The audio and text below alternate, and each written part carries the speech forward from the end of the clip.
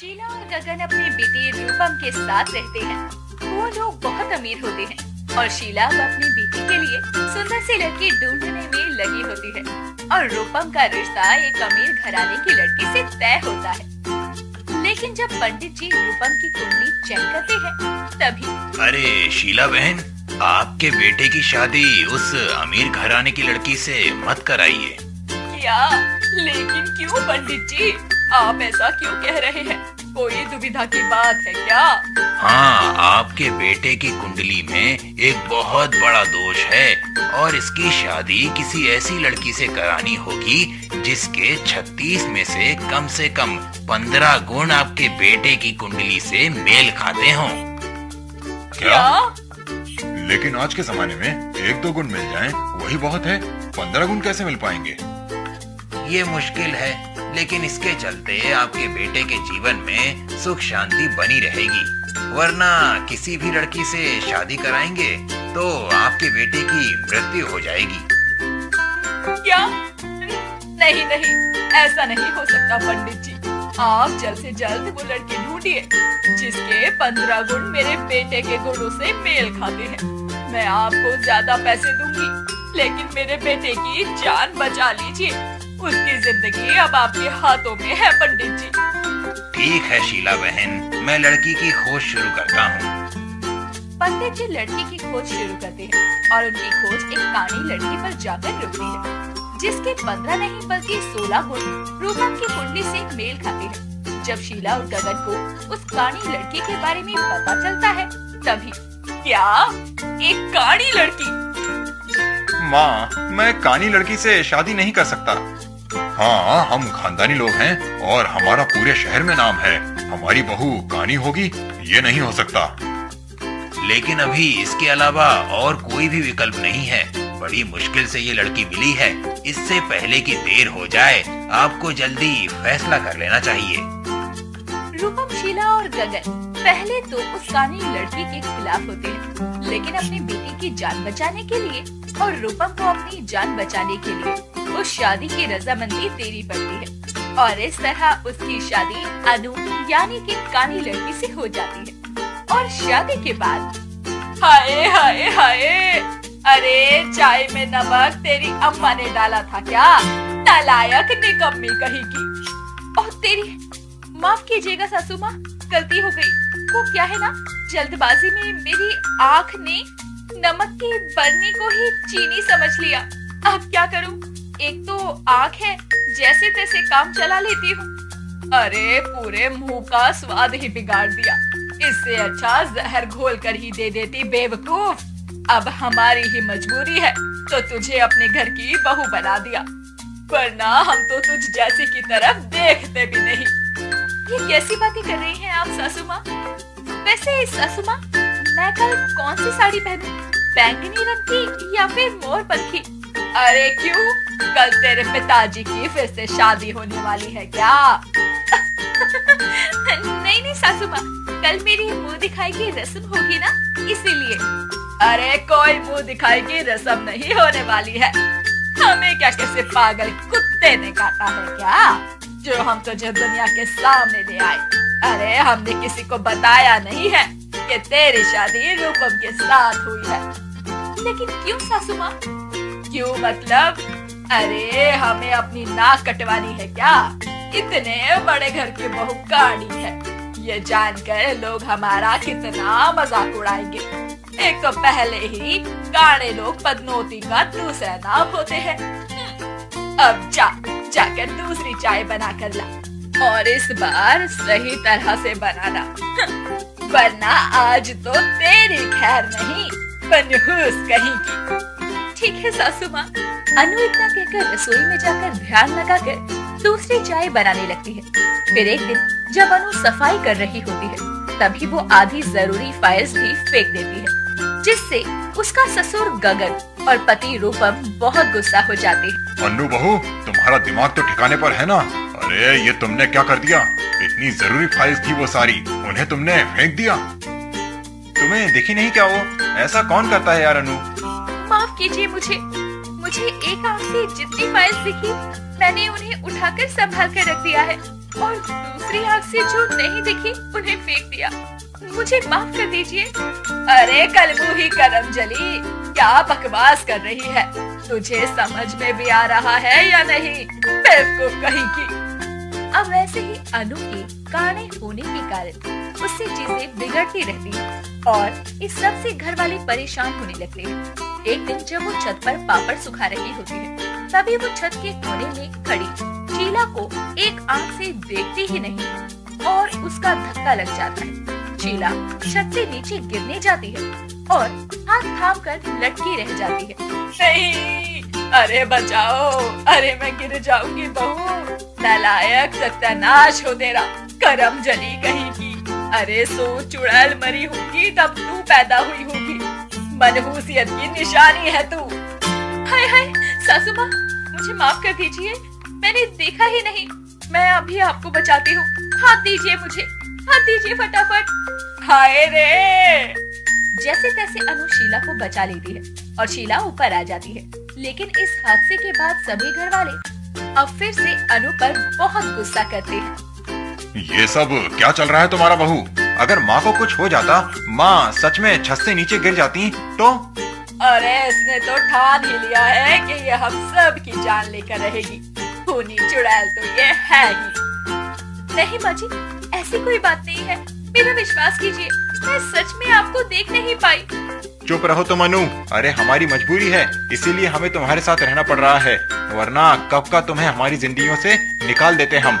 मैं ही जानता हूँ कि मैं कितना घुट के जी रहा हूँ तुम्हारे साथ। एक एक पल कितना इरिटेटिंग लगता है तुम्हारे साथ, ये मुझसे ज्यादा और कोई नहीं समझ सकता है। अनु को अपने घर वालों की ये कड़वी बातें सुनकर काफी बुरा लगता है और वो अकेले में जाकर बिलक बिलक कर रोती है। फिर एक दिन अचानक से रूपम अपनी गर्लफ्रेंड निष्ठा के साथ शादी करके उसे घर ले आता है और सभी अनु को घर से बाहर निकाल देती है। ये आप क्या कर रहे हैं?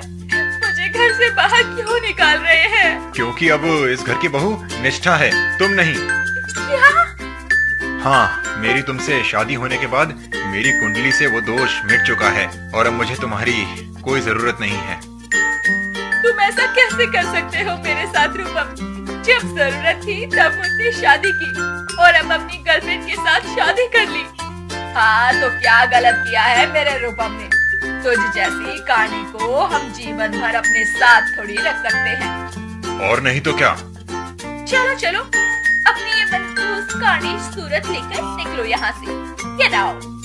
इस तरह सब अनु का खूब तिरस्कार करती है और उसे घर से बाहर निकाल देती है। जिसके बाद अब घर में आई नई बहू निशिता कुछ काम नहीं करती। सुबह देर से उठती और तो और दिन रात बस अपने फोन में ही लगी रहती है। अरे खाना नहीं बना क्या अभी तक? हाँ शीला, हमें जोरों की भूख लगी है। अरे निशिता महारानी फ्री होगी तभी तो हमें खाना बना कर दे पाएगी ना। रूपम, तूने बहुत गलत लड़की से प्यार किया है, सच में बहुत नालायक है निष्ठा। निष्ठा अब किसी की नहीं सुनती और अपनी ही सास से सारा काम करवाती रहती है।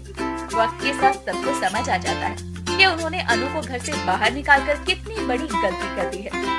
अरे सच में हमने अनु को घर से निकालकर बहुत बड़ी गलती की है। वो जैसी भी थी लेकिन अच्छी बहुत थी।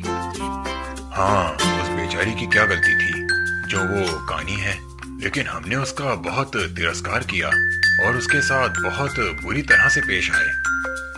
हाँ माँ पापा, आज मुझे भी इस बात का एहसास हो रहा है कि जाने अनजाने में हमसे कितनी बड़ी भूल हो चुकी है। और वो तीनों बस यूं ही जीवन भर पछताते रह जाते हैं और निष्ठा के नखरों को झेलते रहते हैं।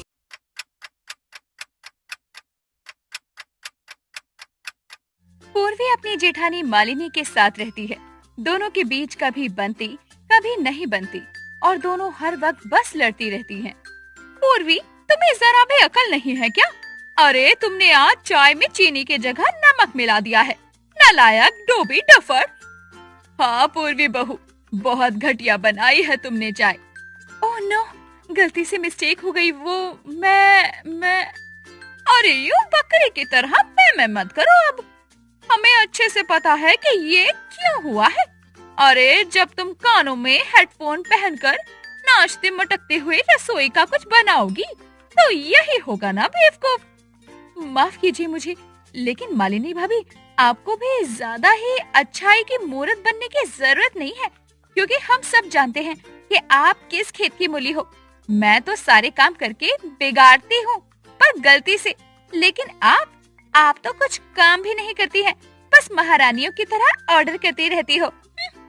अरे ज्यादा मुंह मत चलाओ पूर्वी, वरना मुझसे बुरा कोई नहीं होगा, समझी तुम? हर बार यही घिसा पीटा हुआ डायलॉग मारती रहती हैं आप। भाभी, आपको और कुछ आता भी है क्या? कुछ करके दिखाती तो हो नहीं, बस बोल बच्चन हो आप। फिर एक दिन जब मालिनी को अपनी सहेली के घर किटी पार्टी के लिए जाना होता है, तभी उसके पास कुछ नया सा पहनने के लिए नहीं होता और वो अपने कबर्ड को देखते हुए कहती, अरे यार, मेरे पास तो कुछ भी नहीं है, सब कुछ पहन चुकी हूँ मैं। हाल ही में पूर्वी एक नई साड़ी लाई है, वो गुलाबी रंग की। अगर मुझे वो मिल गई तो मैं कितनी सुंदर लगूंगी। एक काम करती हूँ, उससे जाकर मांग लेती हूँ वो साड़ी। मालिनी पूर्वी के कमरे में जाती है, जहाँ पूर्वी हेडफोन लगाते हुए नाच रही होती है। तमा तमा लोगे, तमा तमा लोगे तमा। अरे पूर्वी सुनो तो। अब क्या हो गया भाभी, क्यों आई हो मेरे कमरे में मुंह उठाकर? अरे पूर्वी, मुझे वो दरअसल मुझे ना तुम्हारी वो हाल ही में ली हुई गुलाबी साड़ी चाहिए। वो बहुत खूबसूरत साड़ी है, इसलिए प्लीज मुझे दे दो ना वो। मैं उसे पहनकर अपनी सहेलियों के साथ किटी पार्टी के लिए जा रही हूँ। नहीं नहीं, वो साड़ी आपको क्यों दूं? मैं वो साड़ी आपको नहीं देने वाली हूँ। वो मुझे राजेश जी ने एनिवर्सरी में गिफ्ट की है और अभी तक मैंने ही उस साड़ी को नहीं पहना है, तो मैं आपको पहले पहनने का हक क्यों दूं? अरे कितना झूठ बोल रही हो तुम पूर्वी। मैं अच्छी तरह से जानती हूँ कि तुमने उसे एनिवर्सरी की रात को ही पहना था और देवर जी और तुम दोनों छत पर छोटा सा एनिवर्सरी सेलिब्रेशन भी कर रहे थे। हाँ, वो जो भी हो, लेकिन मुझे आपको गुलाबी साड़ी नहीं देनी तो नहीं देनी, बस। अब आप जाओ यहाँ से, मुझे अपनी डांस प्रैक्टिस करनी है। ठीक है। मालिनी गुस्से से वहाँ से चली जाती है। बहुत कंजूस है ये पूर्वी चुड़ैल, लेकिन इसे नहीं पता है कि अगर ये कंजूस है तो मैं इसकी जेठानी यानी कि मैं कितनी बड़ी मक्खी चूस हूँ।